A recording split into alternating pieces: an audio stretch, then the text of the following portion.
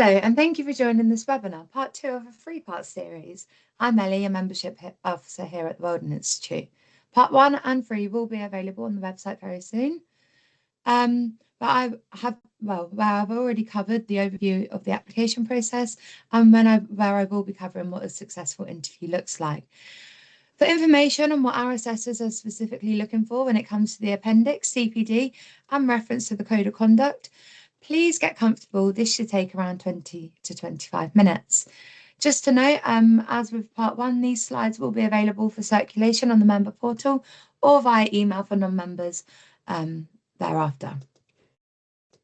So in part 1 of this series, we looked at the overall application process.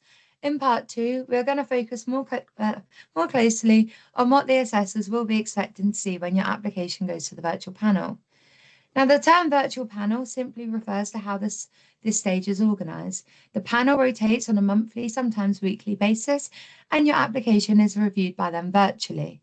Our panellists, who we often call assessors, are highly qualified volunteers who give their time freely. Without their support, we simply couldn't process new applications, and we are so appreciative of all of our volunteers here at the Weldon Institute. Now, to set your expectations, assessments normally take around 3 weeks to be completed and sent back to us. However, at particularly busy times, this can extend to over a month. So we really do appreciate your patience during this stage. That said, if you're ever curious about the progress made, you're always welcome to contact your membership officer via email, and they can provide you with a brief update. Now let's talk about the appendices, Appendix 1, 2 or 3, which I've briefly touched upon in part 1. Each registration title requires you to demonstrate competence in 5 key areas. So first we have knowledge and understanding, design, development and solving engineering problems, responsibility, management and leadership. 4th is communication and interpersonal skills. And last but not least, professional commitment is number 5.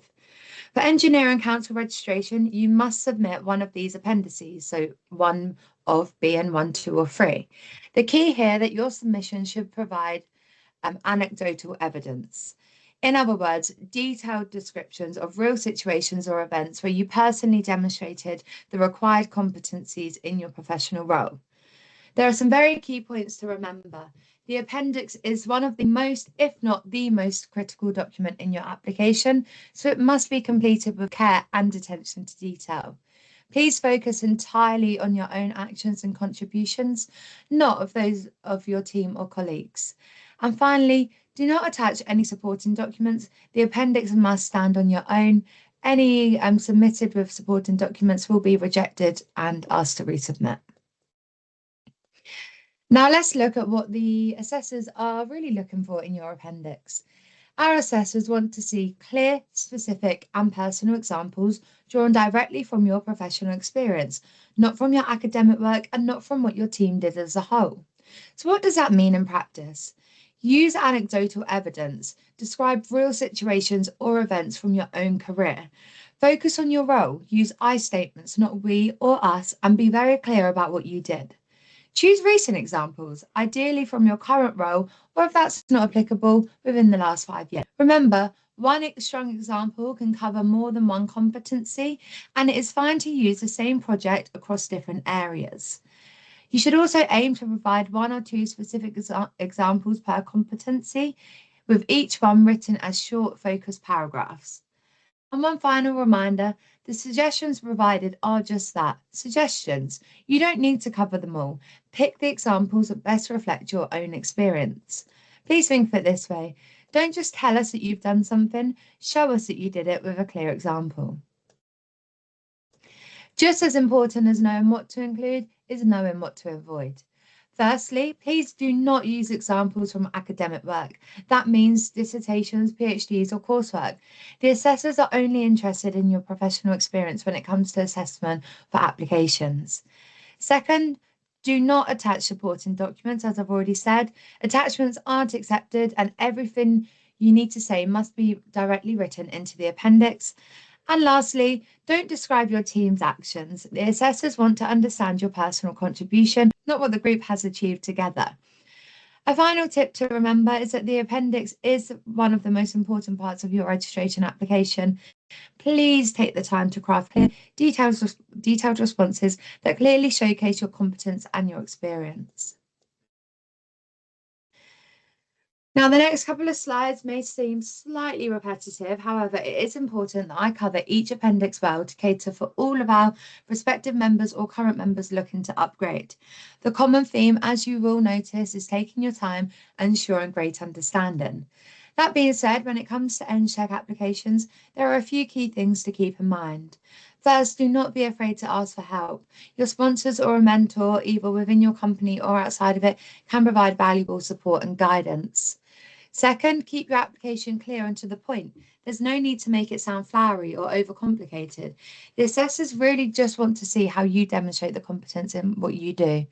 Finally, pay close attention to the E-competencies, particularly E1 and E5.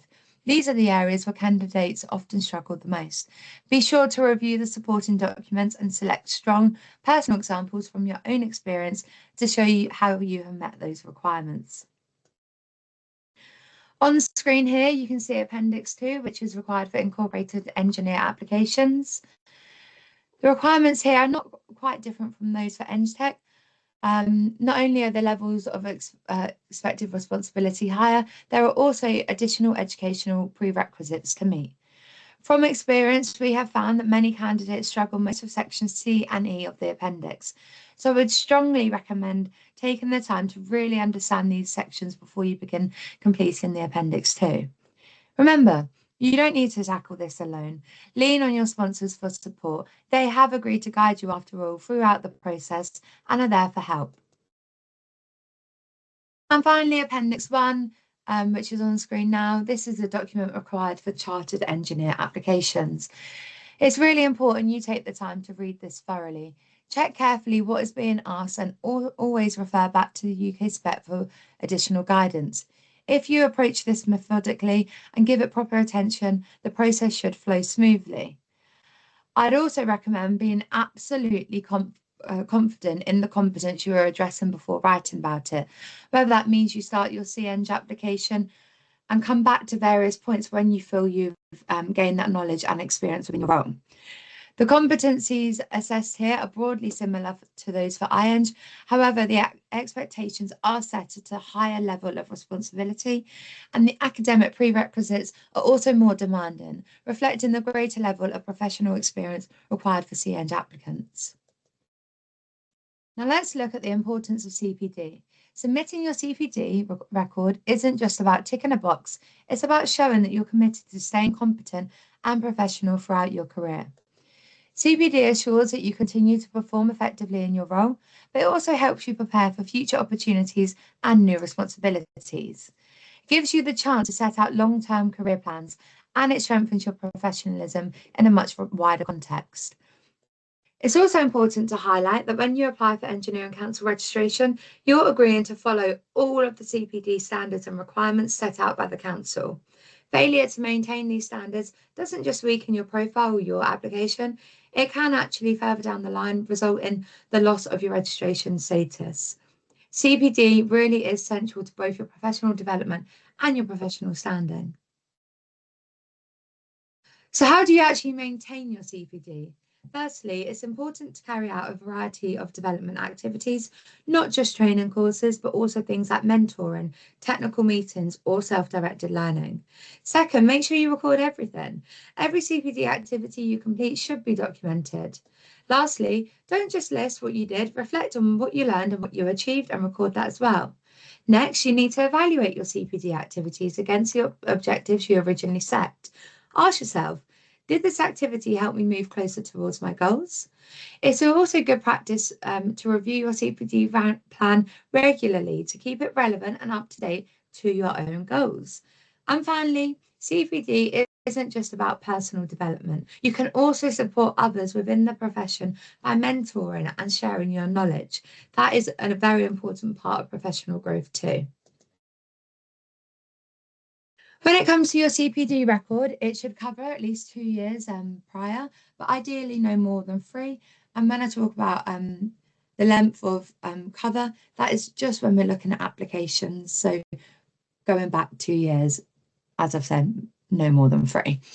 There's a wide range of activities that can count, things like formal courses, volunteering with our institute or another institute, educational outreach, self-directed learning, such as reading journals, attending meetings or webinars, mentoring, or even peripheral learning activities such as taking language classes. A strong CPD record isn't just about hours, it's about showing a good mix of activities. For example, when you come to apply and you've watched this whole webinar series, let us know. Write that in your CPD log. It shows that you have thought about your application way before starting your submission. So the truth is, most candidates are already doing plenty of CPD. The challenge is they're not recording it properly. Remember, CPD is a requirement for Engineering Council. So if you get into the habit of recording it correctly at the application stage, it makes it much easier to keep on top of throughout your career. Then when you're called for audit, whether that be in 2 years or 20 years, you're on good practice and your CPD submission is ready to go. So now we're going to look at the code of conduct and ethics. So this is an area where many candidates struggle. And in fact, weak answers on ethics are one of the most common reasons for failure at PRI. The first step is to carefully review the Weldon Institute's code of conduct because element 1, E1, is directly relevant here. When it comes to E5, the assessors will expect you to give an example from your own experience. That might be a time when you were asked to withhold or alter results, accept a reward in exchange for favour, or perhaps show bias or favouritism towards various colleagues or teams. Now, if you've never faced a situation like that, this is absolutely fine. Just be clear about it. Instead, explain what you would do if you were faced with an ethical challenge in the future. The key is to show that you can and do understand the principles and can apply them in practice if ever needed. Oh, and that brings me to the end of part 2. Please join me for part 3, which is a successful PRI interview, professional review interview. So thank you for joining. And again, please send any follow-up queries to the email address listed on the screen now.